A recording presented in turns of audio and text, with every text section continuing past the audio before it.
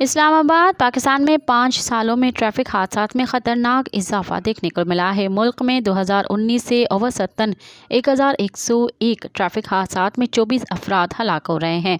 ہم investigation team کو موصول سرکاری اعداد و شمار کے مطابق ملک میں پچھلے 5 سال میں 20 لاکھ چھوٹے بڑے حادثات ہوئے ہیں۔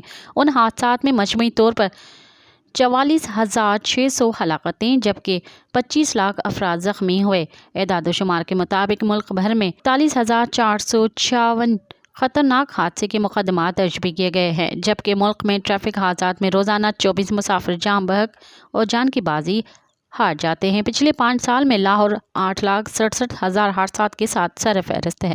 مزید خبرن ऐं तफ़सीलात लाइ विज़िट कयो असांजी वेबसाइट www.awamiNewsHD.com ऐं ॾिसंदा रहो अवामी न्यूज़ HD।